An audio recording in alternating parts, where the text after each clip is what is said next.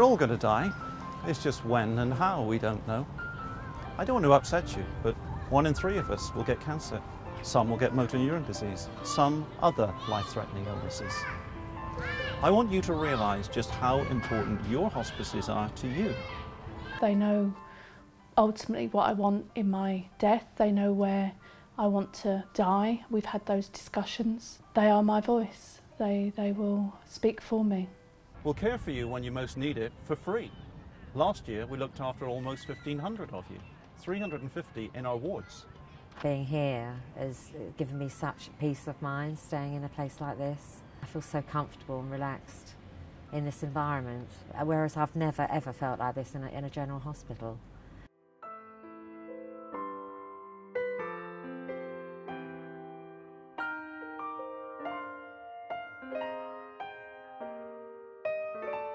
This is only really an area that is going to grow, and actually what we need to do is build structures and embed our services into the community so that that people can stay at home and can be in the place of their choice, or if they want to come into the hospice, they can do.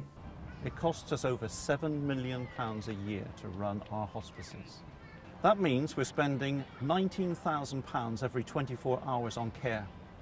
Only 1.3 million of that will come from the government.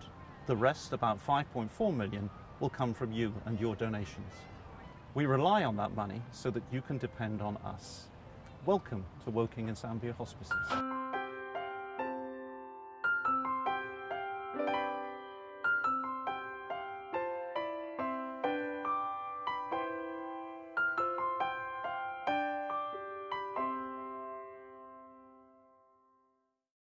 Our role is not about focusing on dying, it's about making the most of living. All our efforts are striving towards improving symptoms, improving quality of life, and actually getting people to live the best life they can to the maximum that they can live it.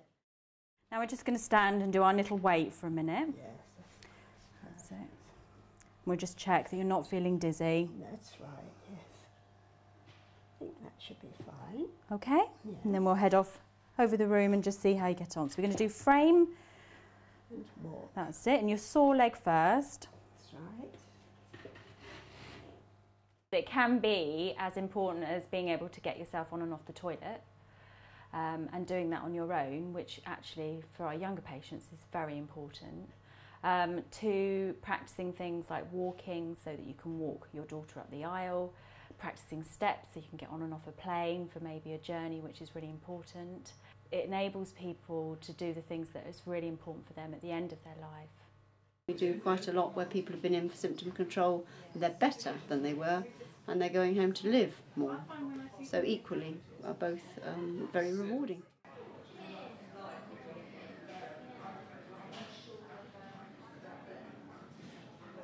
There are so many people that they sort of live alone, or perhaps they're ill, and the carers need support.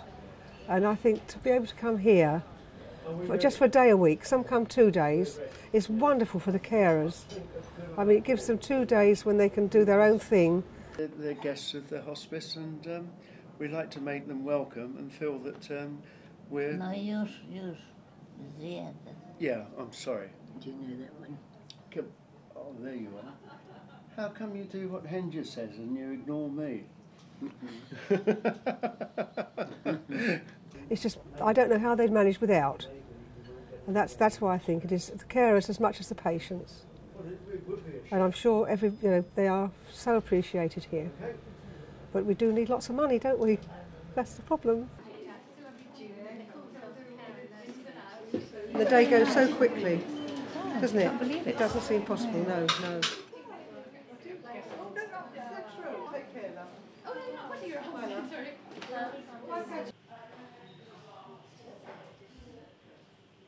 He's now on diclofenac TDS. Good. The patients we look after on the inpatient unit is really the tip of the iceberg of our clinical care, and we have responsibility for several hundred patients in the community at any one time. I'm Tony Millard, I'm 42, I've got 3 children, I've been married 16 years, I'm a nurse, and I was diagnosed with bowel cancer in December 2009, January 2010. Hello, Pam. Hello, how are you? We haven't seen you for a while. Hello, and you? They will usually meet us first, the CNS, the clinical nurse specialist, and we'll go and visit them for usually about an hour to meet them, introduce ourselves and to understand their current needs. By doing so, we can then agree with them what the priorities of their care and their medical management are. She just enables me to really truly express how I feel to her, and I know that it's not going to upset anyone. You know, some of the more harder questions, things like death and dying and those sort of more tough questions that I can't ask my family about or maybe talk to them about, she's there listening and offering advice. So for those things, that's where Pam really, really helps me.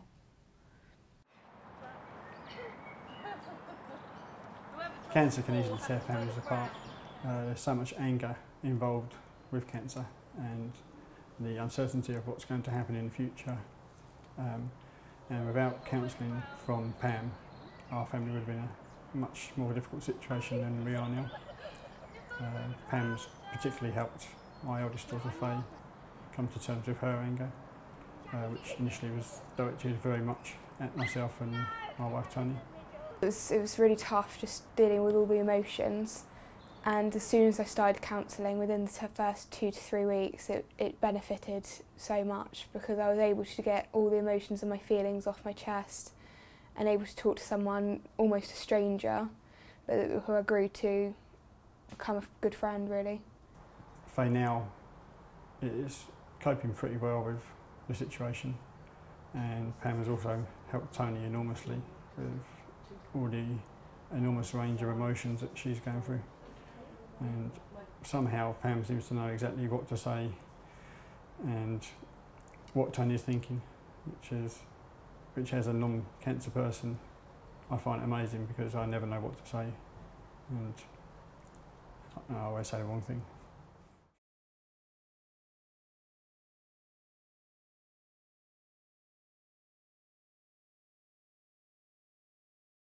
My job is not to say, oh, don't worry, you know, it's going to be okay, because actually it's not.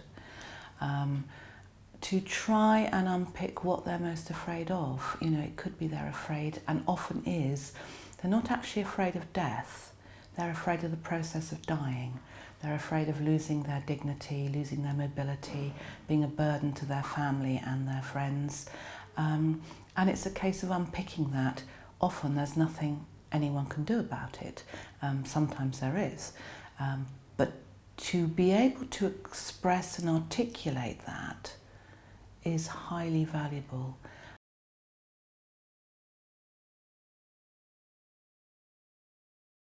How do you tell your child the worst news possible? What do you say? What language do you use? How do you explain to a child what a funeral is, what a crematorium is? So we try and support with all those things to give them the opportunity to leave some really wonderful memories behind, help our patients produce memory books, memory boxes. Then afterwards, when the relative has died, we will be working with our children either in one-to-ones with a one-to-one counselling session or within our groups. We have footsteps for the under 12s, and they meet 8 times a year, and we work with our children using arts and crafts to help them express what they're feeling. Tommy D is our teenage group for the under 18s, 12 to 18 years old. And again, like footsteps, we use arts and crafts material, but a little bit more talking. Teenagers want to express their opinions, want to express their emotions, and we give them a safe space to do that. Before the counselling was dreadful. It was, as I said, I didn't know where to direct my anger. So I directed it at everyone, and now it's helped a lot because I can take into consideration why I'm angry and who I'm angry at, and who I shouldn't be angry at before I speak and let my emotions out.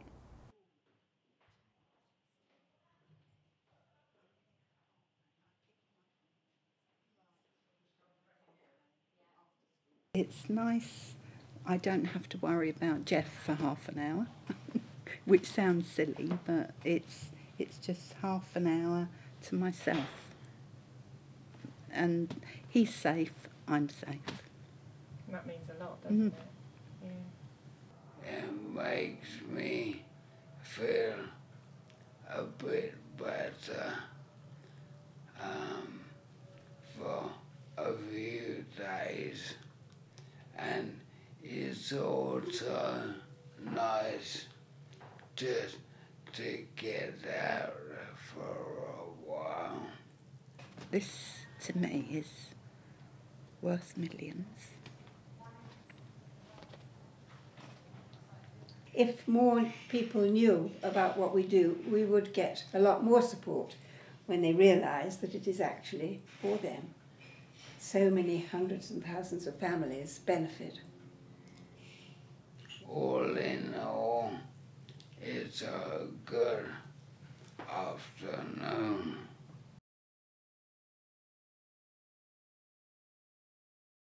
It's not an unhappy job, it's not a job at all, it's a very friendly place to be, it's not a sad place to be in, and it just bucks you up because you're doing something. You're not sitting. Anybody who wants to be a volunteer, do it. Try it before they say, no, I can't. Because I always said, I'm going to do a job that I get paid for, but it's nothing to do with that, it's nothing to do with money. No, it's how you feel.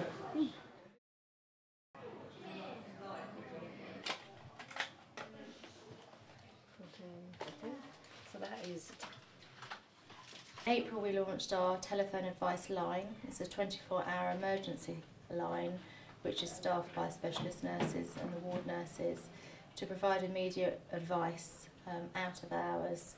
What we'd like to do in the long term is to expand this service to be operating a 24-hour visiting service, but obviously this takes an awful lot of financial backing to do so, so we currently are out to appeal to raise funds for that. The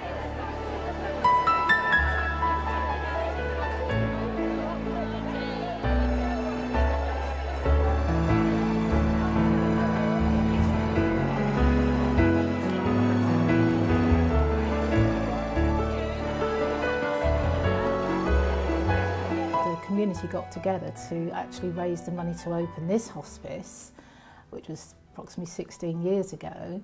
And then over in Weybridge, when they were going to close down the palliative care unit, the community were up in arms and they wanted their hospice within Weybridge. So it's very important to the community. And the more we get out there spreading the news, and unfortunately in some ways the more people that use the service, people are aware how important that it is. If the fundraising wasn't there, people like me, I think, would find things even harder. This journey is hard. You know, this is, you know, as hard as it gets. And I think without having Pam to help us, it would be, you know, unbelievably hard. It's really, really important that people have this facility. It's not just a place where people die, it's a place where whole families are given the opportunity to help someone live the best way they possibly can.